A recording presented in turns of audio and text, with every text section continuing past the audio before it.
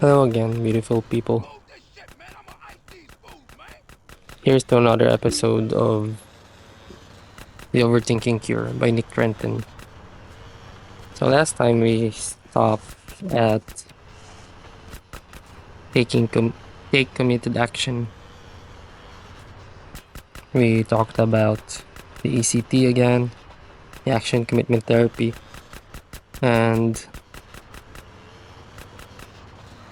finding out your values in life and doing the things that are in line with the values that you have chosen for yourself. So before I start, I just wanted to share something.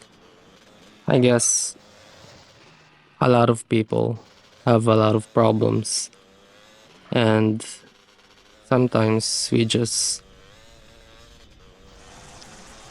don't know where we're going, and we don't know if things are getting better or not. But I think we should just really be present. We need to show up even if we don't feel like it. I think just showing up gives you opportunities that you might have missed if you didn't show up for work, if you didn't show up for class, if you didn't practice, if you didn't train that day. Of course, rest is important, but I think we have this clock inside of us that knows that we can still keep going. We just don't feel like going. We just don't feel like studying. We just don't feel like working. But our body knows, our mind knows that we still can. So I think just showing up, even though you're only at 20%, you're only at 10% or less. Just show up for that. Just suck it up. You don't have to be perfect. You don't have to be the best. You don't have to give everything you've got. I know it's not applicable with every job because there are jobs that require you to be at your absolute peak, like doctors, maybe lawyers. People need you to be at your best.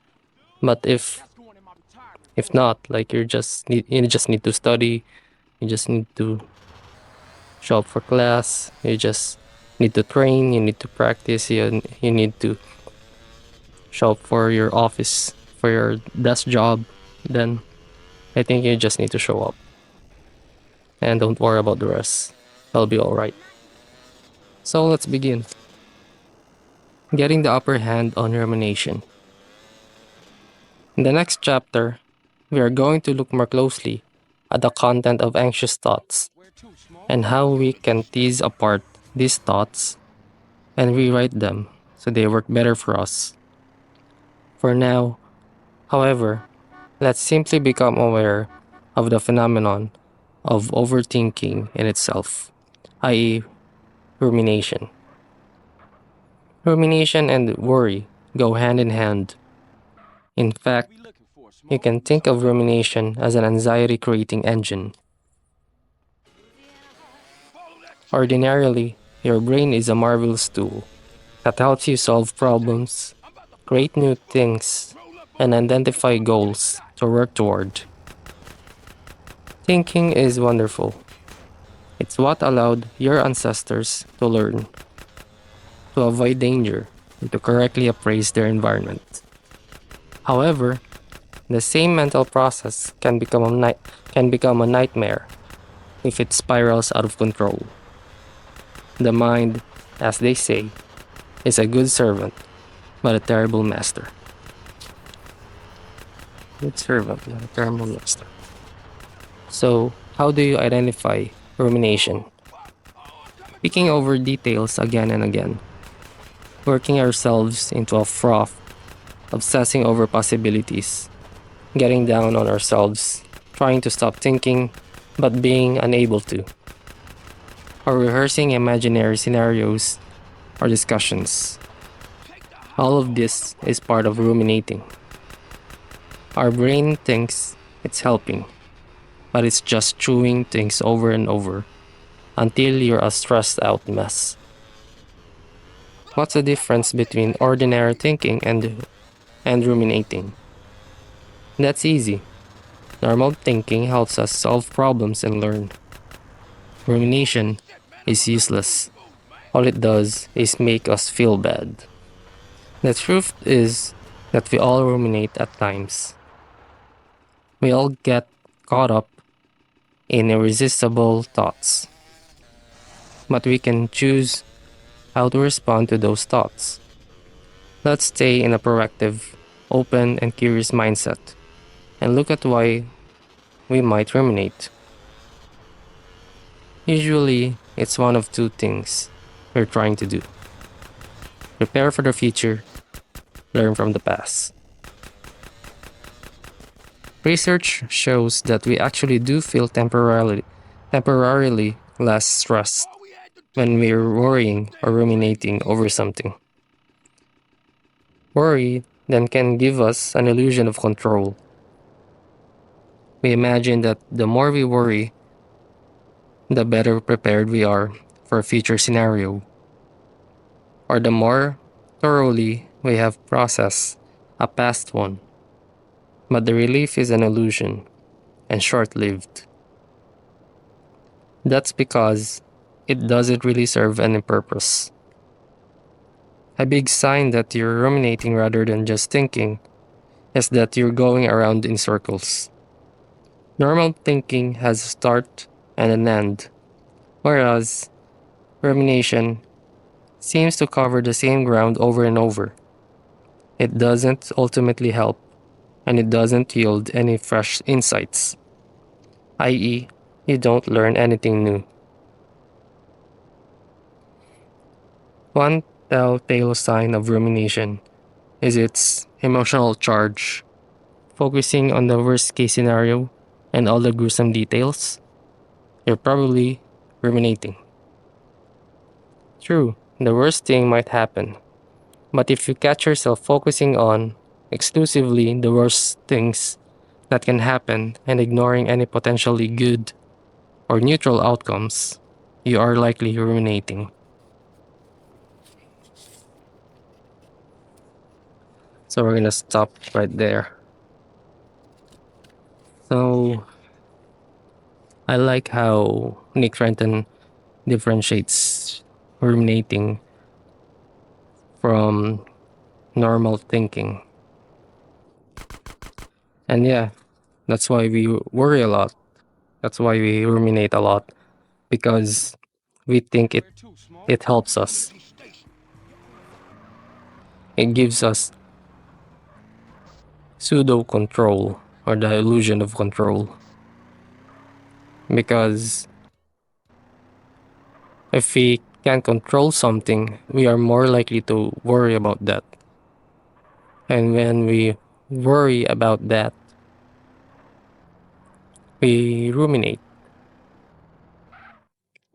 And that's when we think about something over and over again without actually thinking of any solutions. And there are times that we think that we have a solution, but we can't really apply it because it's just all in our head. Especially when it's a past mistake. We think about that. Oh, I should have said this. I should have done this instead of what I've done in real life. However, what difference does it actually make? It doesn't do anything, man. It's done. You really gotta let it go. It just eats you up, keeps you up at night. It's pulling you back from your potential. It's a hindrance in your life. What about the future? What if you're worried about something that is not yet there, but we know that it's important?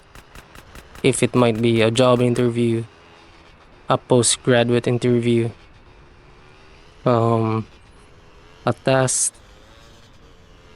or something like that. Or maybe you're just worried that someone in your family is gonna get sick sooner or later, and you keep on worrying what are the things that you're going to do. Then you should just prepare for it, right? You need to you need to prepare for them. You need to study. You need to train. You need to practice. You need to prepare all the medical equipment, medical stuff, medicines, and the step-by-step process of being calm in an emergency. And you're gonna get there eventually. You don't have to always think about it. When it's there, then you're gonna be ready if you did all the stuff that you have to do. I think there are people that even if they did everything they could, everything that they need to prepare, they still worry. And that's the thing that is really problematic. If you're one of those people, you really need to seek professional help. Normal rumination is something, but on the extreme end of the spectrum, or worrying so much that you can't focus, that you cannot live your life, then you should really seek help. And I hope all of you guys are doing alright. If you guys are worrying so much, just take a deep breath and remember that you have done everything that you could have done. There's nothing more that you could have done, and everything's gonna be all right.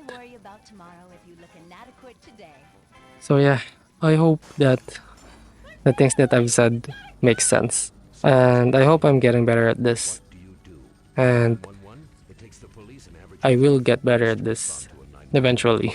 Sooner or later, I will. Thank you so much for listening. That's all I wanted to share. So yeah, that's it. Bye. Do it the patriotic way. That's right! Ammunition has all the equipment you need to protect your family from the evils of a liberal society. Fixed, mounted, and shoulder-held submachine guns.